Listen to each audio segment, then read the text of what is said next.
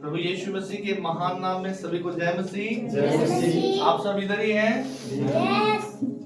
आप सब यही हैं? यस। सो आज का जो मेरा विषय है, किस रीति से सुने, हाउ टू हियर। क्या है विषय क्या है? किस रीति से सुने। सब लोग बोले किस रीति से सुने।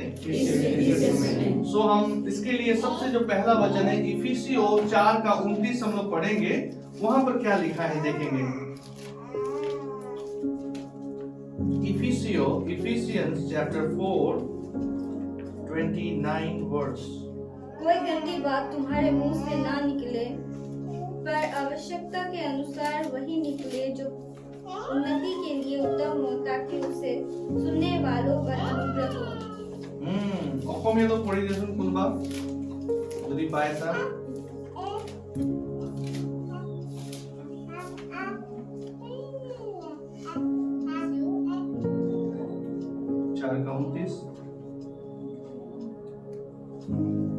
So इंग्लिश में सुनिए, let no corrupt word proceed out of your mouth. Let no corrupt word proceed out of your mouth. English में लिखा है कोई भ्रष्ट शब्द आपके मुंह से ना निकले।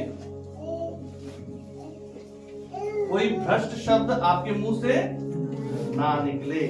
और आगे जैसे हिंदी में लिखा है कि पर आवश्यकता के अनुसार वही निकले जो उन्नति के लिए उत्तम हो, ताकि सुनने वालों पर अनुग्रह हो। ताकि जो आपको सुन रहे हैं उनको अनुग्रह मिले, उनके अंदर अनुग्रह समा जाए।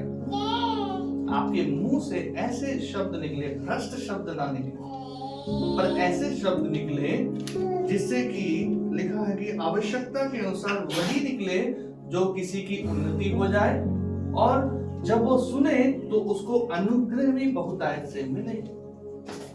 ये परमेश्वर का वचन कहता है। हालेलुया। अब देखिए ये वचन असल में हमारी बोली के ऊपर, कि हम जो परमेश्वर की संतान हैं, हमारी बोली कैसे होनी चाहिए। अभी आज हमने बाइबल रीडिंग में पढ़ा ना, अब पतरस को जब पूछ रहे थे तुम भी क्या यीशु के साथ हो, तुम्हारी बोली तुम्हारा भेद प्रकट कर रही है। यीशु के साथ रहते रहते उनका बोली भी, ये पतरस का बोली यीशु का जैसा होने लग गया था। समझ रहे हैं? तो जो दूसरे लोग बोलते तुम ऐसा लग रहा है तुम यीशु का ही चेला है। जैसी संगत वैसी बोलिए, जैसी संगत वैसी। मैं आपको क्या बोलूं, एक बार बुरी संगति का भी असर होता है। अभी आप सोचिए गाली देने वालों के बीच में आप पड़े हैं ना, आप सोच लीजिए, मान लीजिए आप 10-15 दिन आप जो लोग बहुत गाली देते हैं ना, गाली देने के बाद उनके बीच में रह के देखिए, एक दिन क्या होगा, आपका मुंह से भी क्या हो जाएगा, आपका मुंह से निकलना शुरू हो जाएगा। अरे कहां से निकला? आप सोचेंगे मैं तो ऐसा नहीं, तो निकल कहां से रहा है। ये आपका गलती नहीं है, आपके वो जो आप जिस माहौल में रह रहे हैं उसका असर है। तो इट इज बहुत इंपॉर्टेंट है हम कैसे लोगों को चुनते हैं, संगति कैसे लोगों के साथ करते हैं। इसलिए हम एक परमेश्वर की संतान होने के नाते हमारे मुंह से भ्रष्ट शब्द ना निकले। याद रखिएगा, भ्रष्ट। शैतान क्या करता है ना, भ्रष्ट करता है। क्या करता है? करप्ट करता है। करप्ट हमारे मनों को क्या करता है? करप्ट कर देता है। जब हमारा मन करप्ट होता है, हमारे मुंह का वर्ड भी भ्रष्ट हो जाता है। तो अपने मन को भ्रष्ट होने मत दीजिए। भ्रष्ट बात, अब मैं इंग्लिश की बात बता रहा हूँ, हिंदी में गंदी बात लिखा ना, पर असल में ये भ्रष्ट है हमारे मुंह से कभी भी। इसलिए अगर आप चाहते हैं ना आपके मुंह से अच्छे शब्द निकले, तो आपको इस हृदय को क्या करना है? परमेश्वर के वचन से भरना है। किससे भरना है? परमेश्वर से। हम बाइबल से जानते हैं जो आपके अंदर है वही, जो आपके अंदर है, जो जिसको आपने जमा करके रखा है यहाँ में, वही क्या होगा? वही निकलेगा। और वही आपको, अगर अच्छा निकला तो शुद्ध कर देगा, अगर बुरा निकला तो आपको ही अशुद्ध कर देगा। लिखा है ना, आपका हाथ पैर धोना आपको शुद्ध नहीं करता है, पर आपके अंदर से जो निकली हुई बातें हैं, जो बुरी बातें हैं जो यहाँ से निकलती है, वही आपको अशुद्ध करती है। उससे पता चलता है कि आपके दिल में क्या है। हालेलुया। सो परमेश्वर का वचन ये हमें सिखाता है। फिर हम लूका 8 का 18 में पढ़ेंगे, वहां पर भी लिखा है,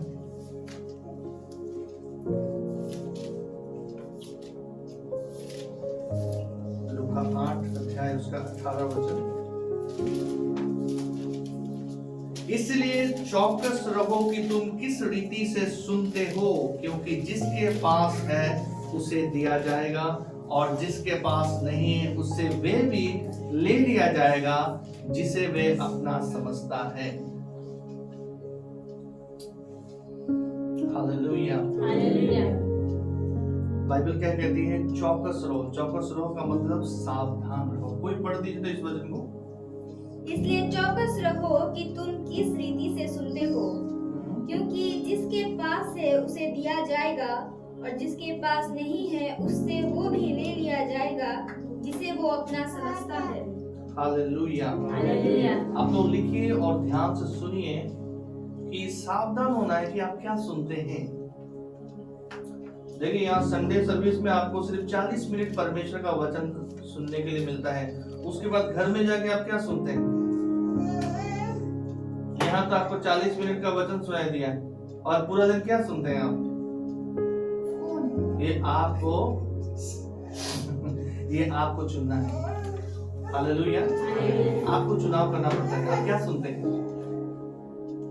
40 मिनट आप वचन सुनेंगे और उसके बाद पूरा दिन दूसरी बातें सुनेंगे, तो उससे क्या होगा? आपका जो विश्वास, जो 2 घंटा का सर्विस से विश्वास इधर से इधर आया, और जब गए अपने अपने घरों में काम में, जो विश्वास यहाँ से आया था, फिर यहाँ से फिर यहाँ तो आपको उत्साह की बातें मिली, आपका विश्वास थोड़ा सा उत्साहित हो गया, और जैसे ही अभी अपनी जगहों पर गए, फिर क्या हो गया? विश्वास फिर वहीं से। हालेलुया। आप क्या सुनते हैं? सावधान रहें। ऐसा सुने जिससे आपका विश्वास बढ़े, आपके विश्वास में सुधार आए, आपके विश्वास में उन्नति आए। आमीन। एक चीज जो मैंने यहाँ पर, अब मैं जैसे थोड़े दिन पहले जब प्रभु ने मुझे बाहर जाने का मौका दिया, जैसे मैं बाहर से इधर आया हूँ, मैंने देखा जैसे ही मैंने आसाम में एंट्री किया है, अब ये क्या है, बहुत सारी निराशाओं ने मुझे घेरना शुरू कर दिया। मैं निराश होने लगा। मैं वहां से तो बड़ा एकदम आनंदित होके आया था, अब बड़े प्रभु के कामों को मैंने देखा, बहुत उत्साहित था। जैसे ही मैंने एंट्री मारा है आसाम में, उतरा हूं मैं, बस उसके बाद समस्या समस्या समस्या समस्या, और सोने तक, मैंने अपना कमरा तक आने तक मैं समस्या का सामना करते करते लड़ते लड़ते मैं आया, तो सब परेशान हो गया मैं। ये ऐसा भी होता है। तो एक चीज जो मैंने आत्मिक रूप से जो मैंने अनुभव की है कि दुष्ट क्या करता है, जैसे कि हमें तरीके से निराश करना चाहता है। आपका जो दुश्मन है आपको क्या करना चाहता है? निराश। कोई आपका दुश्मन अगर आपको निराश करना चाहता है, तो आप निराश हो गए तो क्या हो गया? अगर आपका दुश्मन जो चाहता है आप निराश हो गए तो क्या हुआ? आप हार गए। क्या हो गए? हार गए। हालेलुया। इसलिए बाइबल कहती है कि अपने हथियार, इफिसियों में लिखा है ना, परमेश्वर ने जो आपको हथियार दिए उनको ताकि तुम बुरे दिन में उसका सामना कर सको और स्थिर रह सको। आमीन आमीन। सो लूका 8 का 18 कहता है, सावधान रहो आप क्या सुनते हो, किस रीति से तुम सुनते हो, क्योंकि जिसके पास है उसे दिया जाएगा, और जिसके पास नहीं है उससे वे भी ले लिया जाएगा जिसे वो अपना समझता है। अब ये बहुत ही एक परमेश्वर के राज्य की एक बात है, ये कोई सांसारिक बात नहीं है। परमेश्वर के राज्य में, ध्यान से सुनिएगा, लोगों को शांत करना। परमेश्वर के राज्य में अगर आपके पास है तो आपको और दिया जाएगा। अगर आपके पास जो परमेश्वर दिया है, अगर आपने उसमें मेहनत नहीं की तो परमेश्वर उसको उठा के दूसरों को दे देगा जिसने मेहनत की है।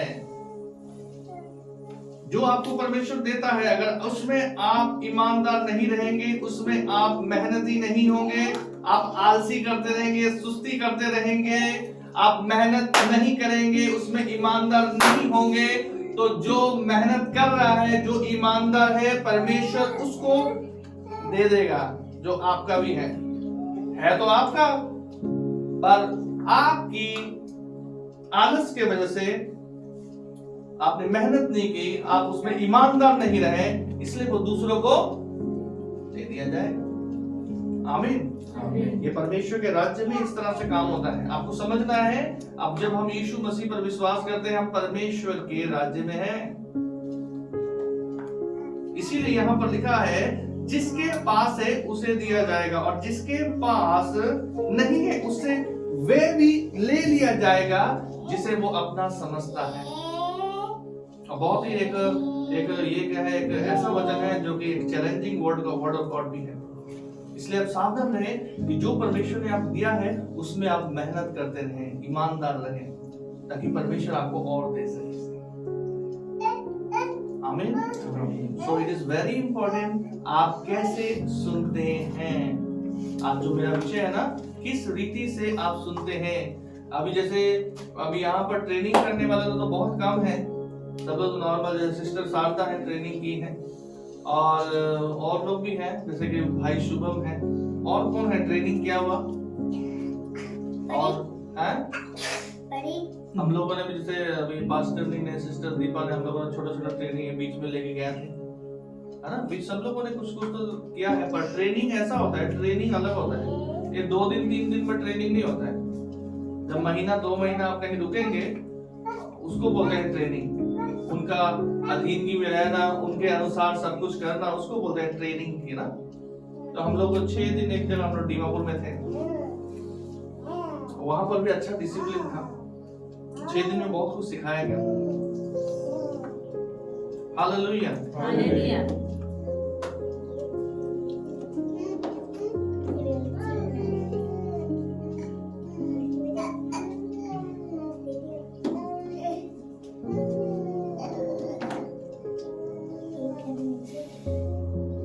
ट्रेनिंग में क्या होता है, ट्रेनिंग में आपको शुभम कितना घंटा वचन सुनना पड़ता है? ट्रेनिंग में वचन क्लास, हाँ क्लास वही सुबह आपका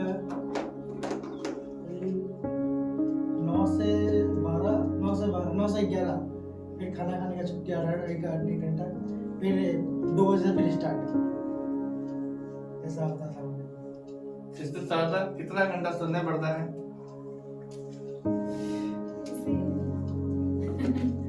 बोली अभी मेरा हाथ हिलने वाला था, फिर मैंने ऐसे कर दिया।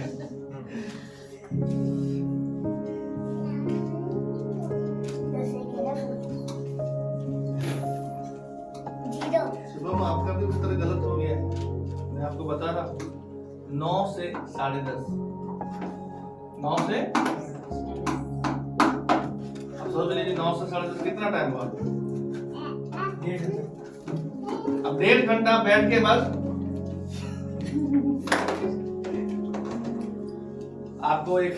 आपको सुनना पड़ता है, आपको लिखना पड़ता है। यहाँ तो आप 40 मिनट सुनते हैं, वहां पर भी बहुत कुछ हो जाता है। आपको सुनने का आदत डालना पड़ता है। डिसाइपल चेलेपन की जो ट्रेनिंग होती है ना, उसमें ऐसा ट्रेन किया जाता है। सुबह कितने बजे उठते हैं?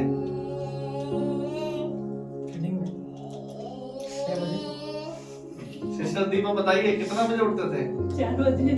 4 बजे। सुन लीजिए, वर्शिप ट्रेनिंग में गया ना अभी आप, अभी वचन वाला ट्रेनिंग में जाना, तब पता चलेगा।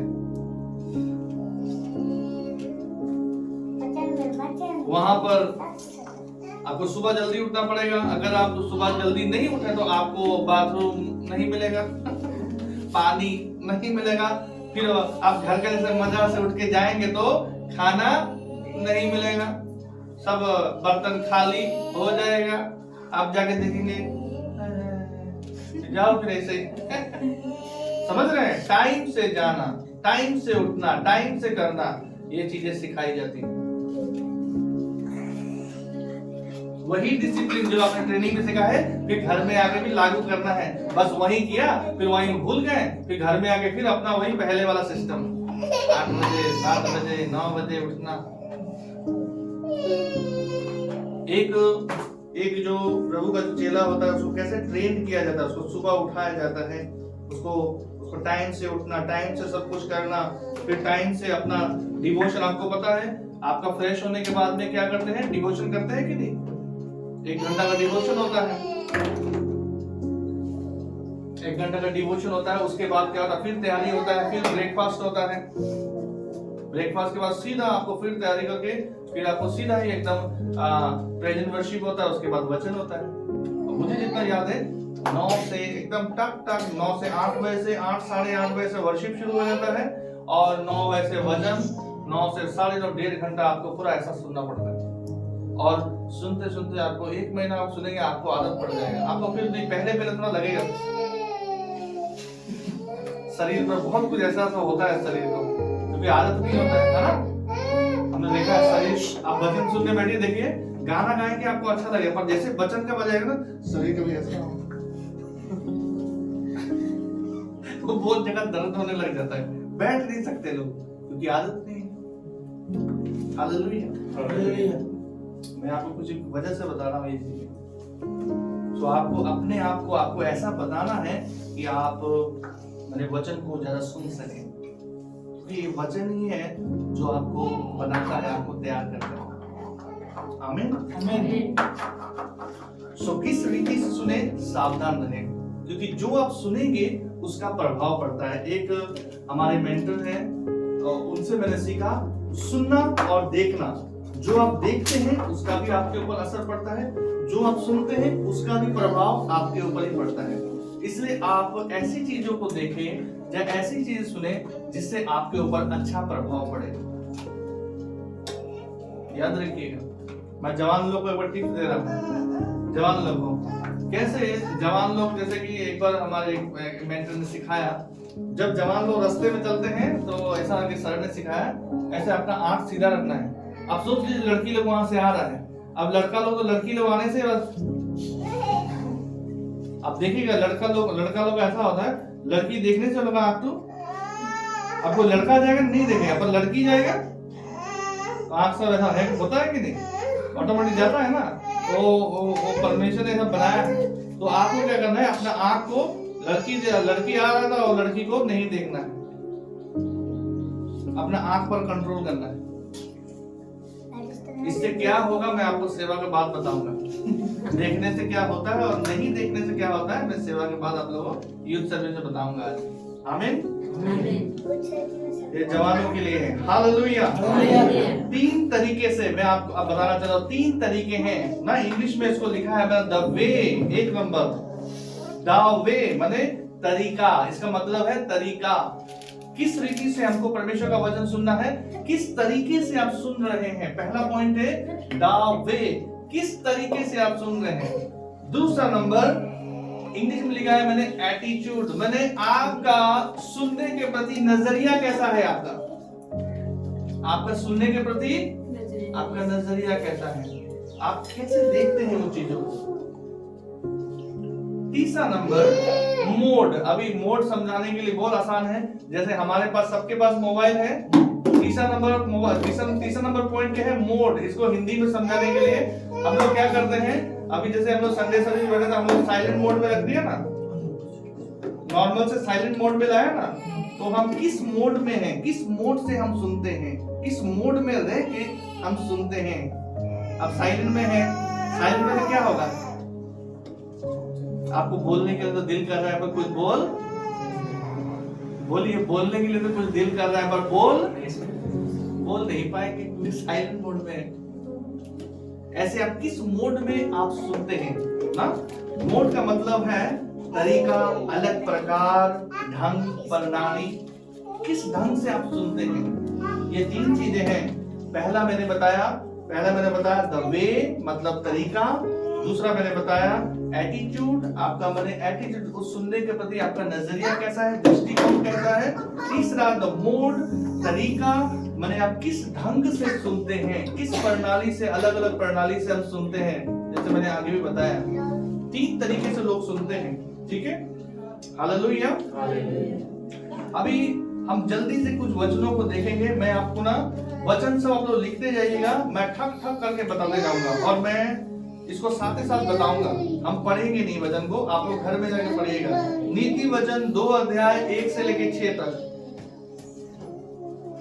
नीति वचन 2 अध्याय 1 से लेकर 6 तक। अगर आप इस वचन को पढ़ोगे, इस वचन में लिखा है ग्रहण करने के ऊपर में, परमेश्वर के वचन को ग्रहण करोगे तो क्या होगे, अगर परमेश्वर के वचन पर ध्यान लगाओगे तो आपको क्या मिलेगा, समझ मिलेगा, बुद्धि मिलेगा, परख मिलेगा, परख, और आपको ज्ञान भी मिलेगा। आमीन। ये वचन इसके बारे में बताता है।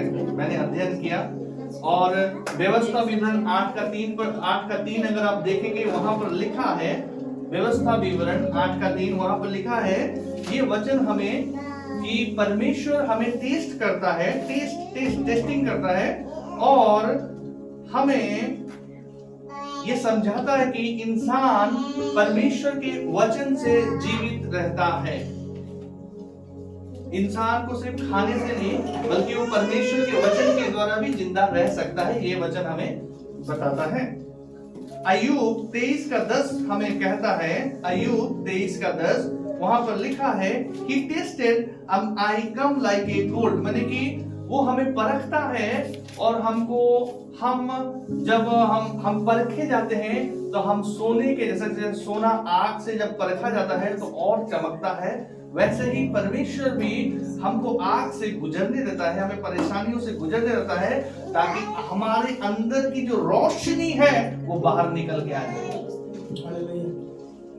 हालेलुया। समझिएगा परमेश्वर क्यों चीजों को अलाउ करता है, परेशानियों को अलाउ करता है, ताकि हमारे अंदर जो एक ज्योति छिपी हुई है वो निकल के बाहर आ जाए। परमेश्वर की ज्योति जो हमारे अंदर है वो निकल के बाहर आ जाए। क्या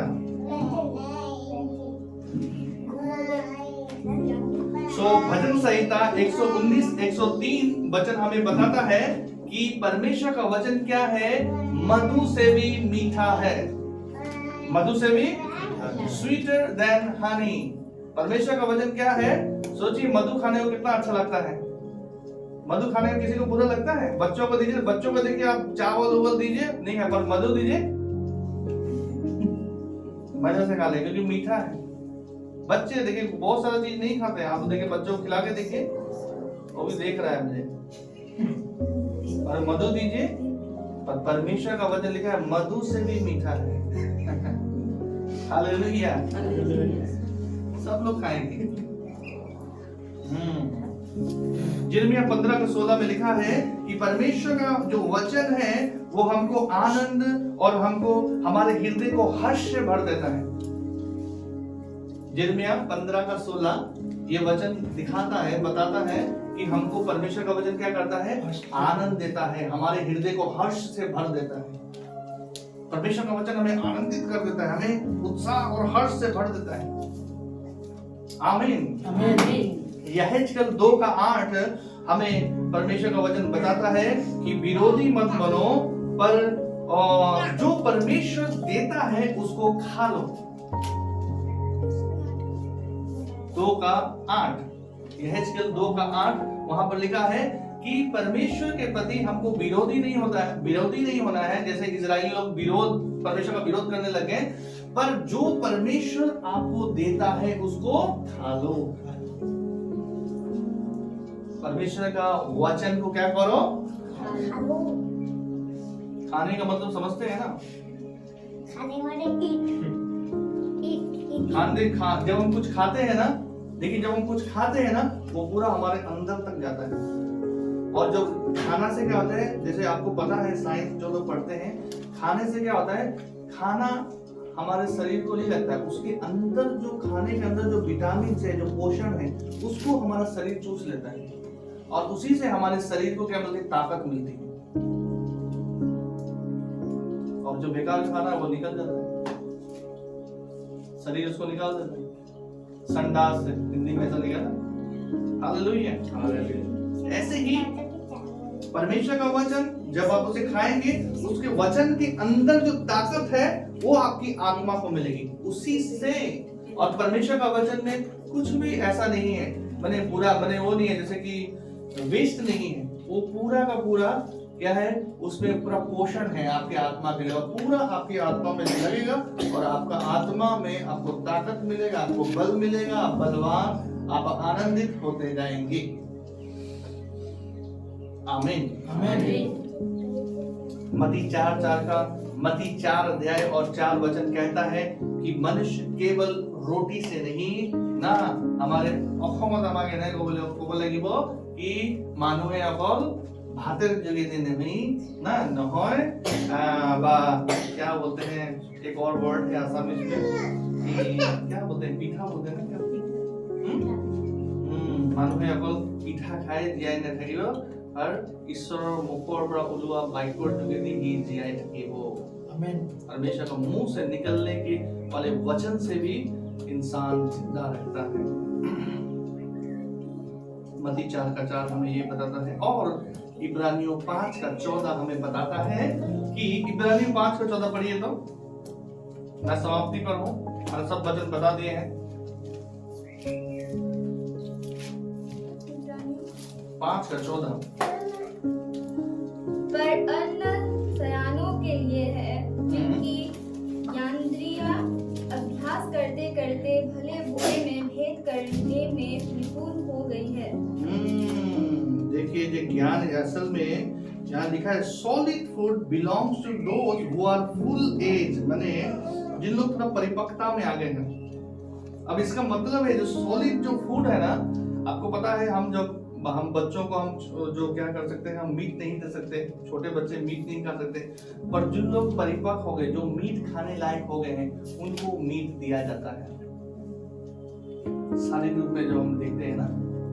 पर आत्मिक रूप में देखें तो जैसे कि सॉलिड जो परमेश्वर का जो सॉलिड जो वचन है, जो अभी जैसे कि जो दूध पीने वाले हैं उनको नहीं दे सकते ना, उनको हम जो दूध पीने वाले हैं उनको मांसो खाने का इच्छा तो बहुत होता है, मांसो दे नहीं सकते, वो हजम नहीं कर पाएंगे।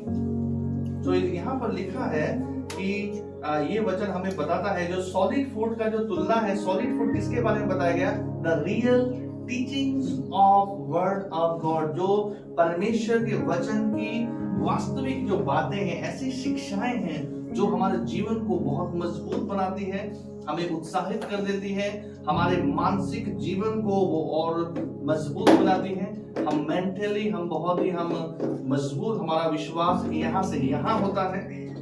ऐसी जो टीचिंग्स है उसका मतलब है द सॉलिड फूड, अच्छा खाना।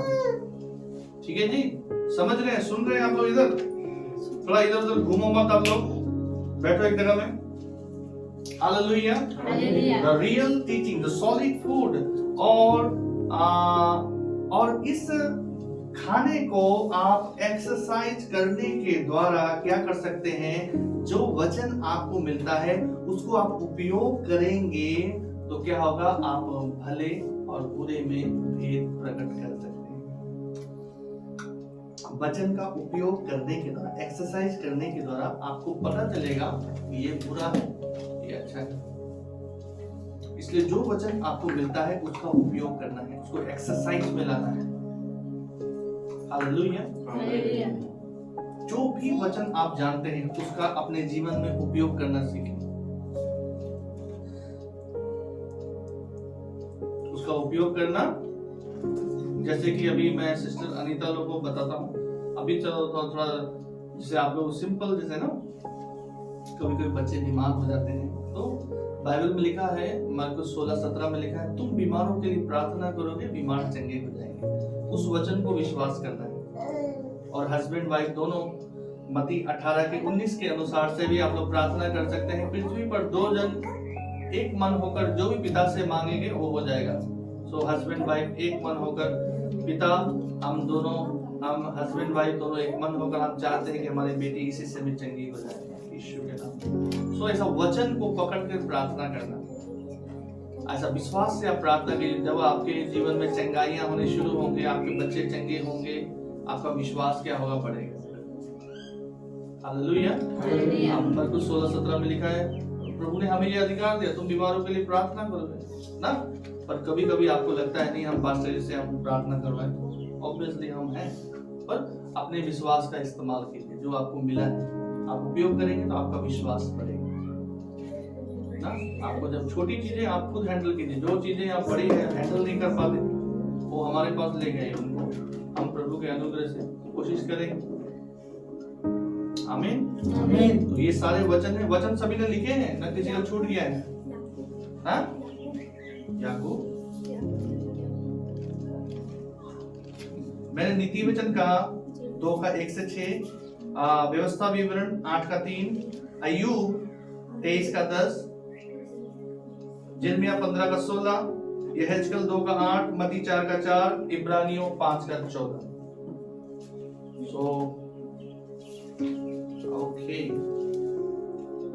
सो मैं आपको बताना चाहता हूं इस लास्ट वचन से कि जो हमारा जो मानवीय स्वभाव है वो परमेश्वर के वचन को नहीं चाहता। जो हमारा जो गिरा हुआ जो स्वभाव है ना, जो पाप में गिरा हुआ स्वभाव है, जैसे कि आदम का, वो कभी भी परमेश्वर के वचन को नहीं चाहता।